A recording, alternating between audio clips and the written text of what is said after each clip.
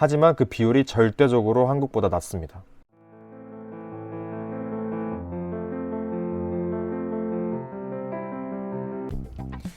테일러입니다. 오늘은 미국 병원이랑 한국 병원을 비교해 보는 두 번째 영상인데요. 저번 시간에 이어서 할 영상이니까 첫 번째 영상 못 보신 분들은 그 밑에 링크를 달아 놓을 테니까 가서 보시면 될 것 같고요. 첫 번째로 이제 가장 큰 차이점은 제가 생각하는 거는 쉬프트인 것 같아요.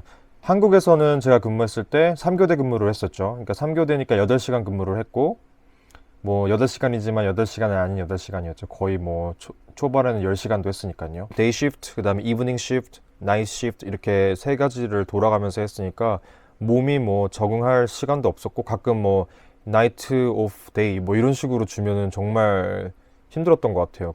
잠만 자고 바로 데이 출근을 했어야 됐던 상황이었으니까요. 그래서 3교대를 했던 한국과는 다르게 미국은 2교대를 합니다. 그리고 2교대를 하는 와중에 뭐 데이 시프트랑 나이트 시프트를 번갈아 하느냐? 아니죠. 픽스된 스케줄로 계속 근무를 합니다. 그렇기 때문에 생체 리듬, 그 바이오 리듬이 몸에 적응하기에는 이게 훨씬 좋은 것 같아요. 그리고 이제 12시간 일을 하기 때문에 일주일에 3일만 출근한다는 거죠. 물론 이제 일주일에 3일만 출근하면은 그 근로시간이 40시간이 안 되기 때문에 한 달에 한 주는 4일 출근을 합니다.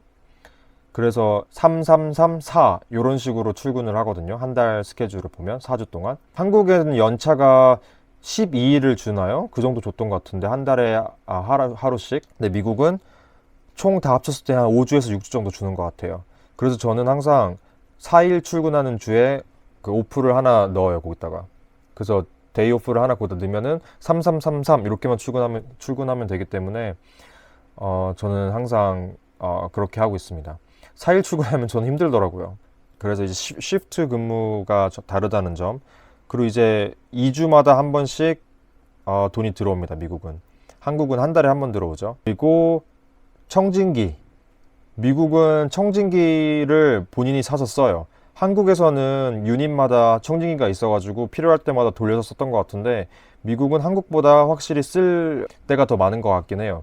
뭐 렁 사운드 들을 때나 아니면 뭐 심장 소리 들을 때나 아니면 매뉴얼로 BP를 잴 때 요렇게 많이 쓰는 것 같고, 그래서 이제 본인이 돈을 주고 사야 된다는 거죠. 물론 싼 거 써도 되지만 저는 이왕 하는 거 잘 해보고 싶어가지고 리트만 거 샀던 것 같아요. 리트만이 보통 닥터들이 쓰는 청진기의 90%는 다 리트만인 것 같아요. 그래서 여러분도 사실 때 비싼 거 사실 필요 없고 한 100불에서 200불 사이 때 리트만 게 있거든요. 그거 이제 많이 쓰시는 것 같아요. 그리고 오버타임. 그러니까 오버타임이라고 제가 말씀드리는 거는, 오버타임이 뭐 병원에 남아가지고 잡일 처리하고 이런 게 아니라, 칼출 칼퇴근은 당연하지만 여기서 오버타임이라는 거는 쉬는 날에 와서 일을 해주는 거예요.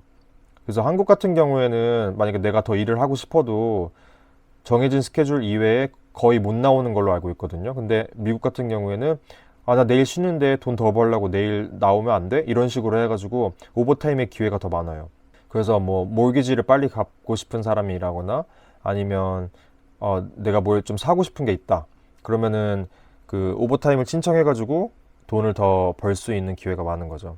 물론 저는 돈보다 쉬는 게 좋기 때문에 오버타임 거의 안 하고 있습니다. 그리고 의사들의 관계가 수평적이다. 그래서 이제 의사들이 한국에서는 전 조금 신규 때부터 약간 좀 의사들이랑 충돌을 좀 많이 했던 것 같은데, 그 제가 빅5 병원에 다녀서 그런지 모르겠지만 의사들이 되게 자존감이 높았던 것 같아요. 난 이 병원에 다니는 의사니까, 약간 이런 마인드 가진 분들이 가끔 있었어요. 그러니까 되게 험불한 분들이 찾아보기가 좀 힘들었어요. 물론 이제 좋은 분들도 당연히 있었죠. 근데 거의 손에 꼽았던 것 같고, 특히 이제 내과 의사분들이랑 일하는 경우가 많았었는데, 본인들이 실수를 했는데도 우리가 지적을 하면은 되게 거기에 대해서 기분을 나빠했어요. 그분들이 아마 레지던트 2년차 아니면 뭐 3년차 이 정도였던 것 같은데, 아니 사람이고 인간이고 실수를 하는 건 당연한 건데 간호사들이 지적했다는 이유만으로 되게 기분이 나빠한 거죠. 근데 이제 미국에서는 그런 거 말고 이제 간호사들에 대한 그 건설적인 피드백을 엄청 좋아하기 때문에, 물론 이제 간호사 중에서도 뭣도 모르면서 막 이거 왜 오더했냐, 이거 하면 안 되냐 이런 식으로 하는 분들도 간혹 있어요, 미국에서도. 근데 이제 대부분은 환자가 이걸 원하는데 이 약을 트라이 보면 어떻겠냐 이런 식으로 뭐 페인 컨트롤 약에 대해서 컨설트를 한다든지 이런 건설적인 피드백을 많이 하기 때문에, 그리고 만약에 우리가 요거는 오더 네가 잘못낸 것 같은데 오더 맞니? 이런 식으로 했을 때 만약에 우리가 오류를 잡아주면 너무 고맙다, 너 덕분에 오류 안 만들었다, 이런 식으로 서로 공생하는 관계로 코워커로 생각하지 위아래 이런 식으로 보지 않습니다. 물론 또라이 공존의 법칙 아시죠? 물론 이상한 사람 의사 중에 당연히 있습니다. 하지만 그 비율이 절대적으로 한국보다 낮습니다. 그리고 교육의 기회에 대해서 좀 말씀드리고 싶은데, 제가 한국에 근무했을 때 응급실에서 근무했는데도 불구하고 ACLS 그 비용을 안 대줬었거든요, 병원에서. 그래서 사비를 털어서 했어야 되는데 누가 하겠어요. 뭐 ACLS 딴다고 해서 저한테 뭐 돈을 더 주는 것도 아니고 비용을 지원받는 것도 아니고. 물론 이제 자기 커리어에 도움이 되고 이제 좋은 교육을 받을 수 있는 기회죠. 자격증도 따고. 그렇지만 거의 ACLS 하는 사람들이 없었던 것 같아요. 근데 미국은 응급실에서 일을 하고 싶으면 BLS, ACLS, 그 다음에 PALS, 그 다음에 TNCC 이렇게 4자격증이 필수예요. 그래서 이 자격증 중에 하나라도 익스파이어가 되면 근무 못합니다, 응급실에서. 그 자격증 딸 때까지 출근을 못해요. 이제 거기다가 이제 물론 간호사 자격증도 리뉴얼을 해야 되겠죠. 그리고 이제 만약에 내가 대학원을 가고 싶다 그러면 병원에서 스케줄도 지원을 해주고 그리고 돈도 지원을 해줍니다. 리임버스먼트를 해줘요. 그래서 저는 이제 물론 싼 학교를 갔지만 거의 돈 안 내고 대학원까지 마친 것 같아요. 그리고 이제 대학원도 풀타임으로 갔거든요. 일도 풀타임으로 하고. 이게 가능했던 이유가 일주일에 3일만 근무를 하기 때문에 가능했었던 것 같아요. 물론 엄청 바빴어요. 클리니컬 가고 수업 가고 시험 공부 준비하고 그 다음에 거기다가 출근까지 하고 이게 좀 스트레스가 있었는데 NP가 정말 되고 싶었기 때문에 그 당시에는 별로 힘든 걸 몰랐던 것 같아요. 사실 힘들긴 했었어요. 그리고 간호사들에 대한 인식, 요거는 전 영상에서 살짝 언급하긴 했는데 환자들도 그렇고 의사들도 그렇고 간호사들에 대한 인식이 한국보다 많이 나아요. 예를 들자면 만약에 내가 운전을 하다가 스피드 티켓을 끊겼다, 막 운전을 이렇게 하는데 저기서 이제 너 왜 스피드 하냐 하고서는 이제 경찰이 풀오버를 했어요. 그래서 이제 막 얘기를 하는데 나 간호사인데 응급실 간호사인데 출근하느라 늦었다, 나 그래서 조금 스피드를 했다, 미안하다 이렇게 하면은 보내주는 경우가 많습니다. 그리고 그래서 항상 우스갯소리로 자기 아이디 배지 있잖아요, 병원 출근한 아이디 배지를 그 차에다 걸어 놓으라고 이렇게 말을 해요, 저희들끼리 농담을 할 때. 그리고 만약에 어쩔 수 없이 티켓을 받았다 그러면 이제 스크럽을 입고 코트를 가요. 재판을 받으러 가요. 그러면 거기서 이제 사면해 주는 경우도 많다고 들었어요. 그래서 간호사에 대한 그런 리스펙의 정도가 한국보다 낮다. 그리고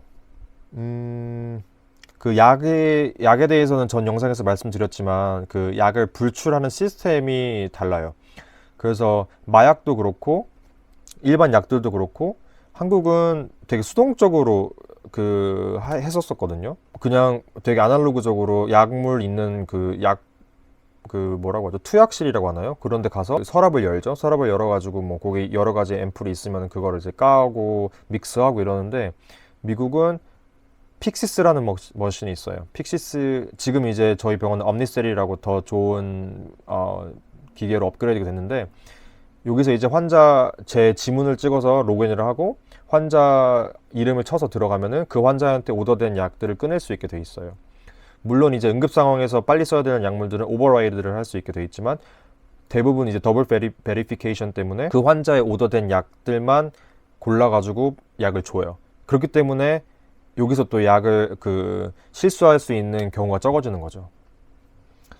그리고 예를 들어 뭐 폴리 카테터를 가져와야 된다. 그럼 한국에서는 제 기억으로는 세트를 만들었던 것 같거든요. 한국에서는 포 이렇게 열어가지고 뭐 베타딘 솜 넣고 폴리 카테터를 따로 까서 넣고 뭐 이런 식으로 해가지고 했던 것 같은데 미국은 또 픽시스라는 머신에서 물품들이 다 정리가 돼 있어요. 그래서 내 직원 번호랑 비밀번호 치고 머신에 로그인을 하면 환자 이름을 치면 이제 어떤 물품을 내가 이 환자에 대해서 썼다 이런 식으로 기록을 하면서 그와 동시에 가져갈 수 있어요. 그리고 모든 것들이 다 일회용 세트예요. 폴리는 물론이고 저희 넬라톤이라고 하나요? 그 스트레이 캐틀러 이거 일회용으로 인공 도뇨할 때 그런 것도 다 세트가 다 돼 있고 뭐 드레싱 세트 모든 것들이 다 일회용이에요. 그래서 그런 것들이 많이 다릅니다. 그리고 저희랑 가장 가깝게 일하는 직원이 누구냐? 그 응급실로 따지면은 이머전시 룸 테크니션이거든요. 그래서 이머전시 룸 테크니션은 EKG 찍어주고 환자를 모니터에 등록해주고 그다음에 뭐 환자분들 화장실 가거나 뭐 환자분들이 실수를 했다. 그럼 이제 환자분들 닦아주는 역할도 하시고 여러 정말 뗄래야 뗄 수 없는 그런 저희들의 도우미 같은 역할을 하시는 분들이고 플로어는 널스 에이드라고 해가지고 말 그대로 널스들을 도와주는 그런 분들이 계시죠. 저희 병원은 응급실은 Emergency Room Technician 그분들이 상주하고 있습니다. 그리고 이건 좀 번외로 한국은 이제 구급대원분들이 계시잖아요. 근데 미국은 파라메딕이라고 해서 이분들은 거의 필드 닥터라고 보시면 돼요. 인투베이션, 뭐 환자 약 주기 병원 도착하기 전까지는 이 사람들이 물론 이제 컨트롤 닥터가 있지만 그 메인 닥터들이 오더를 주기도 하고 같이 컨설팅을 하지만 이분들이 할 수 있는 업무 범위가 정말 넓어요. 한국은 좀 많이 제한적이라고 들었거든요. 응급구조사분들이 활동하기에. 근데 미국은 파라메딕이라고 하면은 엄청 리스펙하고 엄청 똑똑하고 권한도 되게 넓은 걸로 알고 있어요. 그래서 저희랑도 되게 친하게 잘 지내거든요. 근데 이분들이 항상 출동을 할 때 저 영화나 드라마에서 보면은 NYPD 이렇게 해가지고 경찰들이랑 같이 출동을 해요. 우리나라 같은 경우에는 112랑 뭐 119 이렇게 따로잖아요. 근데 여기는 911 하면은 캅은 기본이고 경찰들은 기본이고 파라메딕 이런 분들이 같이 출동을 하기 때문에 항상 같이 와요. 그래서 응급실 간호사들이랑 경찰들이랑 더 친한 것 같아요. 그래서 더 잘 봐주는 걸 수도 있는 것 같아요.